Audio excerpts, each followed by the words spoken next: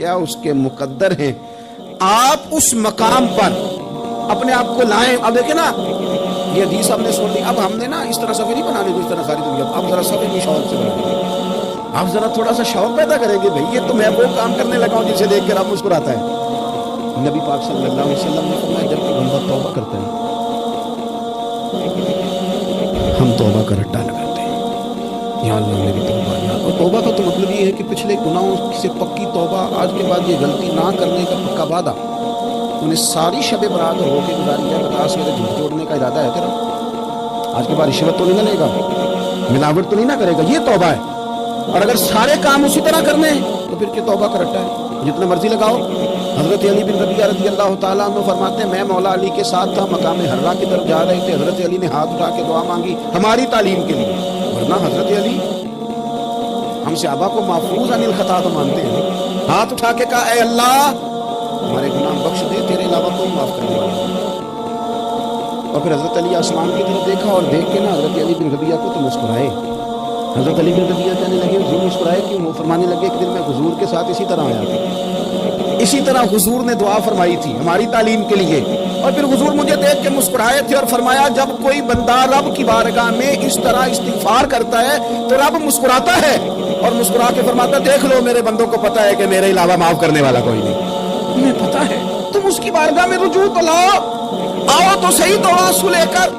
इकबाल कहते हैं कि मोती समझ के शाने करीमी ने चुन लिया, कतरे तो गिरे मेरे तो मैंने आंसू बहाए थे तो उसके करम ने तो मोती समझ के चुन लिया। सुनो ना हुजूर, इस इस्तिगफार को अल्लाह को या रात को तौबा करके सोना चाहिए। कुछ गलतियां हम करना नहीं चाहते पर हमसे हो जाती हैं, कुछ दिल हम तोड़ना नहीं चाहते पर वो टूट जाते हैं, हमारी मजबूरी होती है टूट। रात को उसकी बारगाह में हाथ बांध के कश्कोले तलब दराज करके खूब इस्तिगफार पढ़ना चाहिए कि मालिक बंदे हैं ना, क्या करें, नफ्स का साथ है, दुनिया का साथ है, ख्वाहिशात नफसानियां, मालिक माफ करे। दर्द से तौबा, रस्म ना हो, कहानी ना हो, लफ्ज ना हो, जुमले ना हो, और जनाब ऐसे लोगों के बीच बड़े हाथ बांध के और बड़ा कोई जरूरत नहीं। आप अकेले अपनी चारपाई पे बिस्तर के अंदर मुंह दे के भी दर्द से कहेंगे ना माफ कर दे तो वो तो मेहरबानी बढ़ाए। मेरे नबी पाक सल्लल्लाहु अलैहि वसल्लम मिसाल देते हैं, फरमाया एक आदमी सहरा में जा रहा है, सहाबा से हुजूर खिताब कर रहे हैं, फरमाया एक आदमी सहरा में जा रहा था, उसने अपनी ऊँटनी पे खाना पानी पैसे हर चीज़ रखी हुई थी, सहरा था बहुत बड़ा, दरमियान सहरा के गया तो थोड़ा सा सस्ताने के लिए, आराम करने के लिए ऊँटनी से नीचे उतरा। अब उसने ऊँटनी की लगाम, ऊँटनी की नकेल अपने सराहने के नीचे रखी, हाथ के साथ पकड़ी और सो गया। थोड़ी ही देर के बाद जब उसकी आंख खुली तो देखा ऊँटनी गायब है। सहरा में वो पैदल ना आगे जा सकता है, ना पीछे जा सकता है, ना दाएं ना बाएं, खाने को रोटी नहीं, पीने को पानी का कतरा नहीं, थोड़ा इधर भागा उधर भागा, थक गया। करीम महबूब फरमाते हैं वो पूरी तरह निढाल हो गया और मायूस हो गया, मायूस होके दोबारा उसी जगह आके लेट गया जहाँ पहले लेटा था, इंतजार करने लगा कि मौत आए, आखिरी वक्त है, ना मैं पैदल ये सहरा क्रॉस कर सकता हूँ, ना पीछे जा सकता हूँ, ना खाना है ना पानी है, सिवाय मौत के कोई सहारा नहीं। हुजूर फरमाते हैं वो रास्ते में दोबारा लेट गया, अचानक उसने रुख बदला तो ऊँटनी सामने पड़ी। हुजूर ने सहाबा से पूछा, बताओ ना उसे भला कितने की खुशी होगी? या रसूल अल्लाह जी से नई जिंदगी मिल गई है। आप देखें ना सारे डॉक्टरों ने कह दिया कि इसके तो गुर्दे मैदा जिगर हर चीज खत्म है, घर ले जाओ खिदमत करो, हर तरफ परेशानी है। वो बंदा भी समझ गया है कि आखिरी वक्त आ गया, कल जाऊं परसों जाऊं, तैयारी हो गई, सब लोग आ गए, बाहर वाले भी आ गए, ये माहौल एक अजीब रंग इख्तियार कर गया। अचानक एक डॉक्टर ने आके कहा नहीं नहीं गलती लग गई। मुझे बताइए अंदाज क्या होता है? बगैर दवाई के बंदा उठ के खड़ा नहीं हो जाता। ओ मैं तो बच गया हूं। नबी पाक सल्लल्लाहु अलैहि वसल्लम फरमाने लगे उसकी ऊँटनी मिल गई, बताओ भला उसे कितनी खुशी होगी? या रसूल अल्लाह वो तो दोबारा दुनिया में आ गया। हुजूर फरमाने लगे उसे कुछ भी खुशी नहीं हुई। जब कोई रब का गुनाहगार बंदा आके तौबा करता है, रब को इससे कई गुना ज्यादा खुशी होती है। मेरा बंदा आ गया, मेरे घर आ गया, उसने आंसू बहाए हैं, उसने कहा अल्लाह मैं तेरा ही रिस्क खाता हूँ, तेरी ही जमीन पे रहता हूँ, तेरे नाम से मेरी सांसें चलती हैं। वो आ गया, पर मैं उस ऊँटनी वाले से ज्यादा रब को खुशी होती है जब गुनाहगार आके तौबा करे।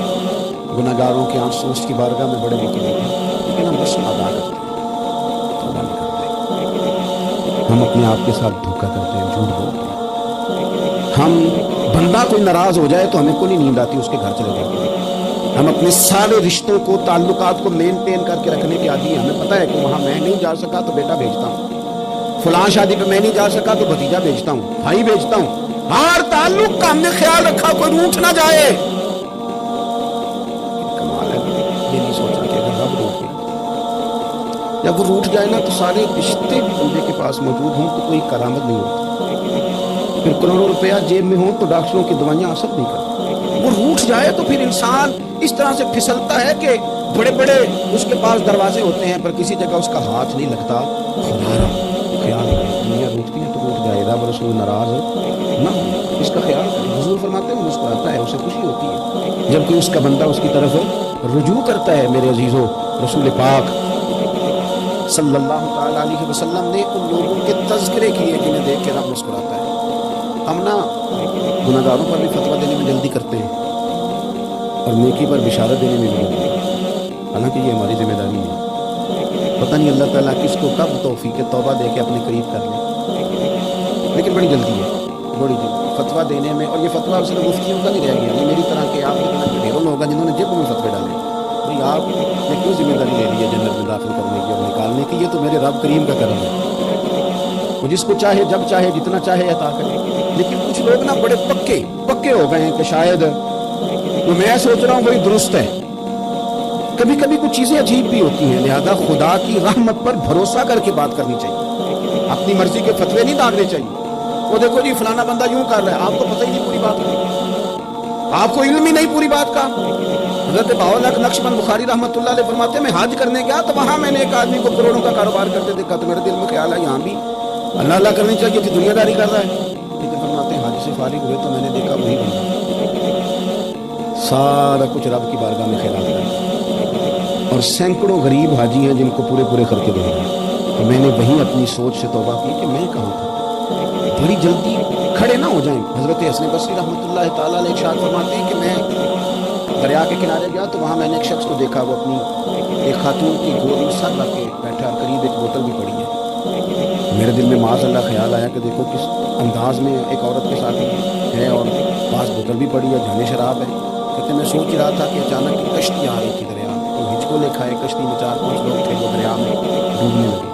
वो आदमी तेजी से उठा, दरिया में छलांग लगाई, पहले एक को निकाला, फिर दूसरा निकाला, फिर तीसरा निकाला, एक बंदा रह गया। कहने लगा हुजूर मुझे तो आपने गुनहगार समझा, मैं तो बड़े गलत अंदाज में यहाँ बैठा हूँ, आपने जो सोचा चलेंगे चौथा बंदा आप निकालना है। करे ना ये काम, करे ना ये काम, बड़े भोले भाले बड़े अल्लाह वाले, रियाज आपको बस हम ही जानते हैं, इतनी जल्दी फतवा।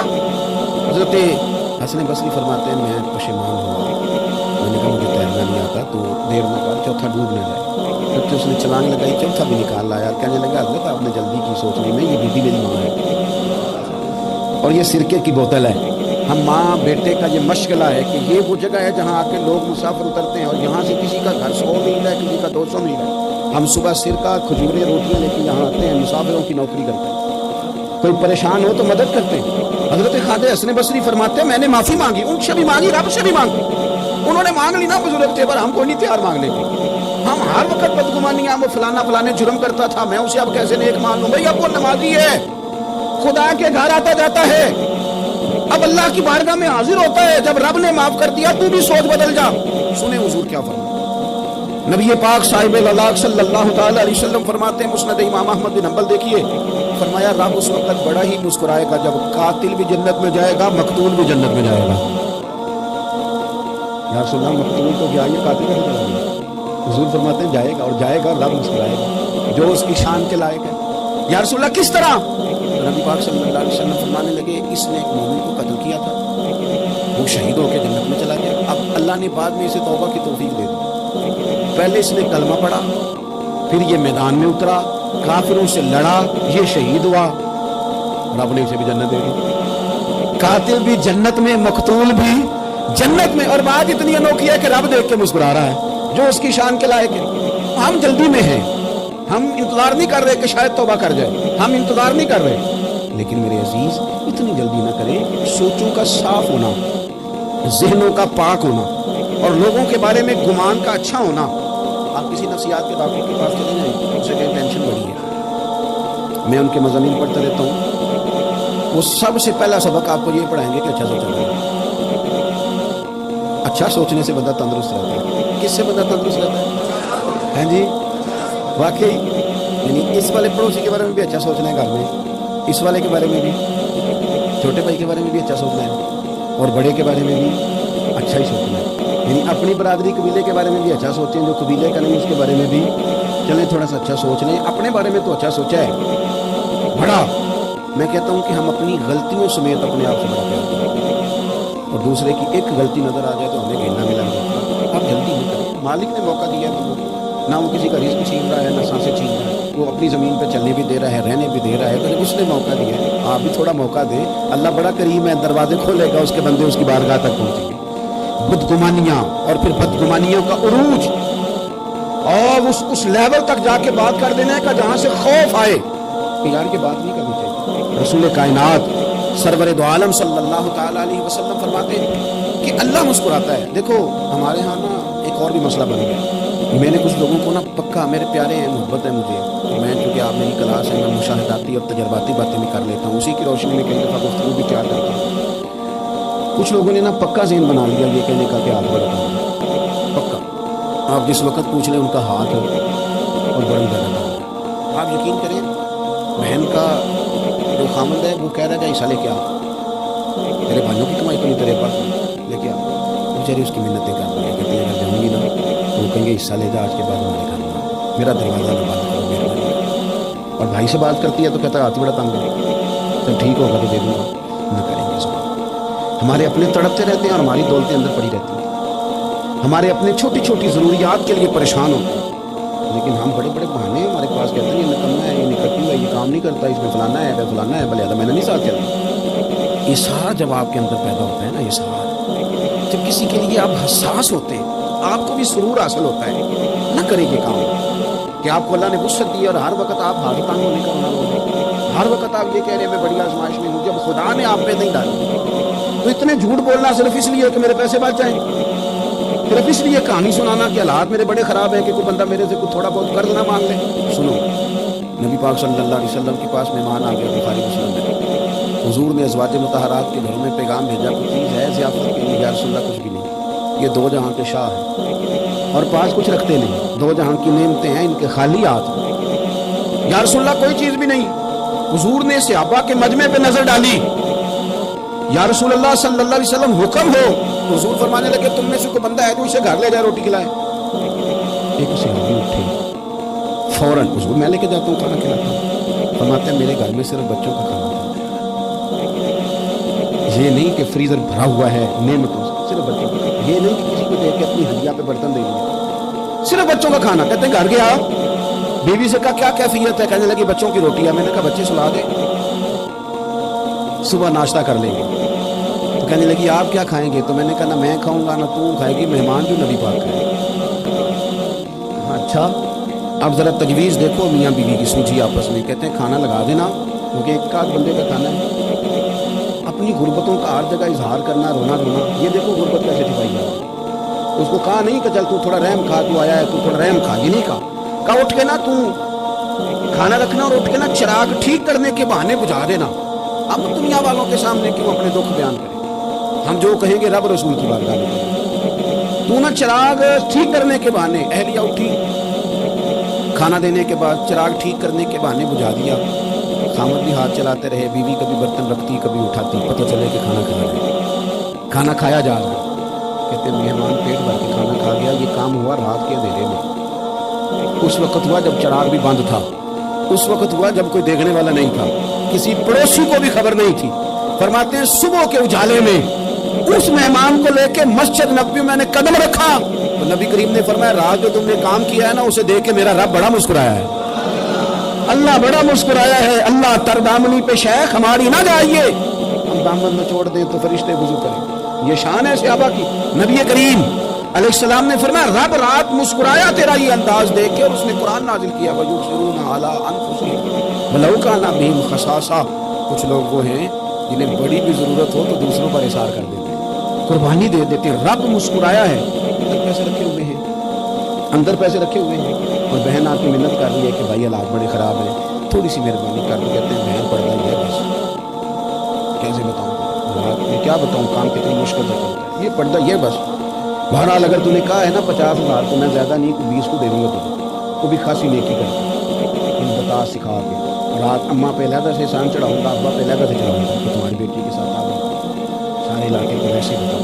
اور وہ غریبنی بیچاری 20,000 لے کے گھر گئی ہے, یہ سفارشی کر رہی ہے کہ مہربانی کرو. میں نے ایسے بھی دیکھے ہیں پہلے بیوی کو پکڑاتے تم دے, اس لیے کہ پھر وزیر اعظم تو ڈنڈا نکال لے گا تو بڑا مشکل ہو جائے گا پھر گھر میں رہنے. لہٰذا وہ یہ تو آگے لا, یہ کیا لہجہ ہے آپ کا, یہ تو کسی کو بھی دیں تو چھپا کے دینے کا حکم ہے, کسی کو بھی دیں تو ہمیں حکم یہ ہے کہ سیدھے ہاتھ سے دینا ہے, الٹے کو خبر. اور یہ جو بالکل ہی اپنے ان پر تو پردہ پوشی آپ کے لیے ویسے ہی ضرورت تھی. میرے عزیز, رب مسکراتا ہے, میرے نبی پاک علیہ السلام نے یہ اعمال ہمیں بتائے جن پر اللہ مسکراتا ہے.